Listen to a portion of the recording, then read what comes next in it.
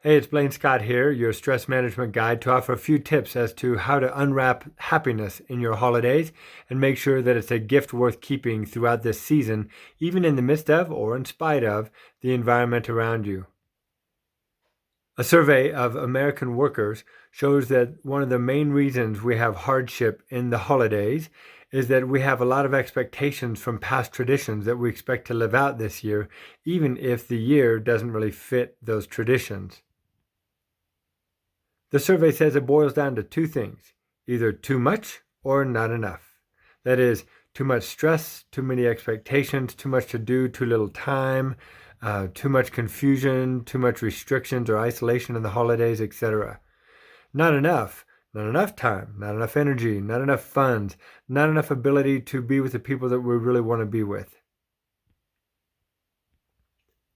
So instead of waiting to see what the holidays are going to bring, we can be more proactive in keeping our stress lower and our fulfillment higher by setting an intention for the holidays for yourself. Setting an intention looks like this. You close your eyes and imagine yourself it's January 3rd, and you're looking through the pictures in your phone on your gallery as to what were your favorite moments in the holidays this year. And as you imagine that in your mind and you see some of those favorite things, those are automatically your highest priority to bring you fulfillment and meaning these holidays. So then, keeping that in mind, begin to think about what you can do, what you can control, what you can behave and act upon to fulfill those intentions. For example, one of my favorite things is going light geeking, looking at all the Christmas lights. There's a meme that says, "What's your favorite color?" And the answer is Christmas lights. That would be mine. And if looking at Christmas lights is important this season, then who do I feel safe with? My wife and I can drive in the car, go light geeking and look around the neighborhood and that kind of stuff. And so if that's one of the meaningful things for me, then it's important to actually put it on the calendar to have a target to shoot for this holiday season. So again, that's just an example of setting your intention as to the meaningful moments you can create for yourself. Another tip is less is more, meaning sometimes we feel a lot of pressure to provide gifts or decorations or things like that of the holiday season, baking cookies, etc., when nobody's really putting pressure on us to do that. We are. And so take a good look, examine yourself as to who's bringing the pressure. Is it you? Is it past traditions that you're expected somehow to fulfill? Is it family members?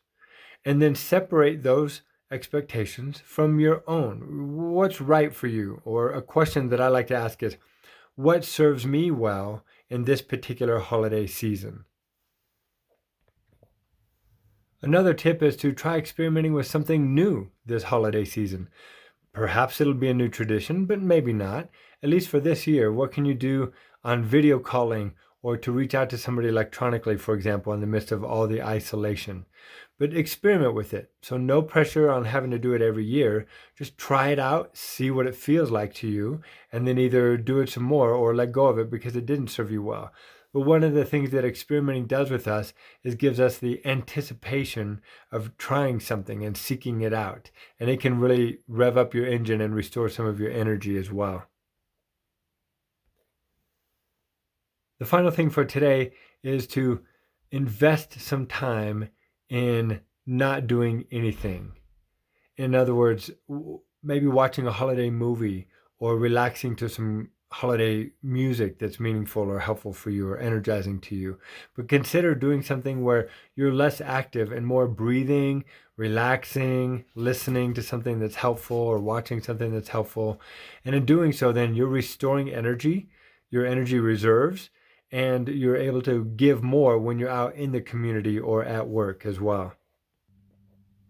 One of my favorite things to do is sit in the glow of all the colorful Christmas lights. I put on way more Christmas lights than the Christmas tree needs, but again, it's my favorite color. And sitting in the glow of it, reading the nativity story or another meaningful folklore tradition of Christmas, something like that. And in doing so, then kind of restores my hope in humanity, my faith, reminds me of what's more important in this particular season. So anyway, I hope you will take advantage of some of these tips.